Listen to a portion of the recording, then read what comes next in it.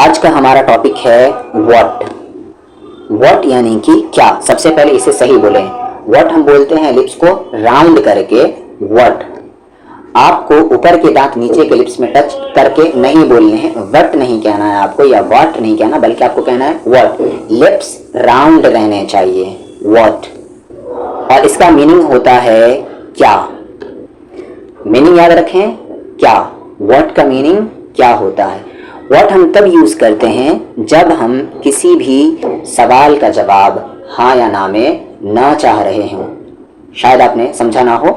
What हम तब use करते हैं जब किसी भी सवाल का जवाब हम हाँ या ना में नहीं चाहते, बल्कि सामने वाले से एक्स्ट्रा कुछ बुलवाना चाहते हैं, एक्स्ट्रा इंफॉर्मेशन चाहते हैं। एग्जाम्पल के तौर पर अगर मैं पूछूं कि क्या वो खालिद है, तो आप इस सवाल का जवाब हाँ या ना में दे सकते हैं। आप क्या कहेंगे? हाँ, जवाब खत्म हो गया, या तो इसके लिए आप व्हाट का यूज नहीं करेंगे। लेकिन जब मैं ये सवाल करूं कि खालिद कैसा लड़का है, तब आप इस सवाल का जवाब हाँ या ना में नहीं दे सकते, बल्कि आपको बताना होगा कि वो है कैसा। तो व्हाट का हम तब यूज करते हैं जब हम किसी भी सवाल का जवाब हाँ या ना में ना चाह रहे हों। चलते हैं हम स्ट्रक्चर देख ले। यहाँ पर सबसे पहले आपको व्हाट यूज करना है। उसके बाद यहाँ पर जो डू है, इसकी जगह कुछ भी यूज हो सकता है। प्रेजेंट टेंस है तो डू यूज करेंगे। अगर मैं पूरा कह दूं तो प्रेजेंट इंडेफिनिट टेंस है तो डू यूज करेंगे। पास्ट है तो डिड यूज करेंगे। फ्यूचर है तो विल यूज करेंगे। और इज एम आर का भी ख्याल रखेंगे आप, वॉज वर का भी ख्याल रखेंगे। और ये सारे टॉपिक्स आ चुके हैं, आप प्लेलिस्ट में जाकर देख सकते हैं। उसके बाद सब्जेक्ट यूज करेंगे। सब्जेक्ट कोई प्रोनाउन भी हो सकता है, जैसे आई, वी, यू, ही, शी, या कोई नाम भी हो सकता है। फिर यहाँ पर ये सारे चेंज हो सकते हैं मीनिंग के अकॉर्डिंग। लेकिन ये जो है ये चेंज नहीं होगा अगर आप क्या कहना चाहते हैं तो। इसे हम कहते हैं प्रश्नवाचक वर्ड, यानी कि क्वेश्चन वर्ड, या एक और नाम आता है WH क्वेश्चन वर्ड्स। WH इसलिए कहते हैं क्योंकि अक्सर इसमें WH आते हैं। यहाँ पर देख ले, एक सेंटेंस है, उसे क्या अच्छा लगता है। इस सवाल का जवाब आप हाँ या ना में दे ही नहीं सकते, इसीलिए आपकी मजबूरी है कि आप यहाँ पर क्या यूज करें, व्हाट। उसे क्या अच्छा लगता है, व्हाट डज ही लाइक। अब यहाँ पर बात प्रेजेंट में है, इसीलिए डज का यूज किया जा रहा है। ठीक है, बात प्रेजेंट में है इसीलिए डज का यूज किया जा रहा है। व्हाट डज ही लाइक, उसे क्या अच्छा लगता है। अगर आपको कहना है कि तुम्हें क्या अच्छा लगता है, तो फिर आप डज की जगह क्या कहेंगे, do. What do you like, तुम्हें क्या पसंद है, तुम्हें क्या अच्छा लगता है, व्हाट डू यू लाइक। जैसा ये है, तुम्हें क्या अच्छा लगता है, व्हाट डू यू लाइक। उसे क्या अच्छा लगता है, उसे क्या पसंद है, व्हाट डज ही लाइक। अब यहाँ पर आप ही को हटाकर कोई भी वर्ड जोड़ सकते हैं। अगर कोई लड़की है, आप क्या कहेंगे, what does she like.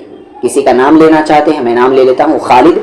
What does Khalid like, what does Zaid like. दो नाम है तो फिर यहाँ पर डू हो जाएगा। प्लूरल के लिए प्रेजेंट इंडेफिनिट में डू आता है, डज नहीं आता, सिर्फ आई को छोड़कर, यानी आई के साथ डू ही आता है। सिंगुलर है फिर भी, आई एक्सेप्शन है। एक्सेप्शन की खिड़की अपने दिमाग में हमेशा खोल कर रखें। अब यही बात पास्ट में आ जाए कि तुम्हें क्या अच्छा लगा, तो फिर what did you like, what did you like. उसे क्या अच्छा लगा, what did he like. Zaid को क्या अच्छा लगा, व्हाट डिड जैद लाइक। आगे, और यहाँ पर इससे आप क्या करें, 3-4 सेंटेंस खुद के बनाएं। वो मेरे पीछे मेरे बारे में क्या कहता है, व्हाट डज ही से। वो क्या कहता है, अबाउट मी, मेरे बारे में, बिहाइंड माई बैक, मेरे पीछे। आप देख रहे हैं कि व्हाट का यूज क्यों किया जा रहा है, क्योंकि ये सारे ऐसे सवाल है जिसका जवाब हाँ या ना में नहीं दिया जा सकता। तुम क्या कह रहे हो, व्हाट आर यू सेइंग। यहाँ पर यू को चेंज करके आप कम से कम 10 सेंटेंस बनाएं कि वो क्या कह रहा है, व्हाट इज ही सेइंग। वो क्या कह रही है, व्हाट इज शी सेइंग।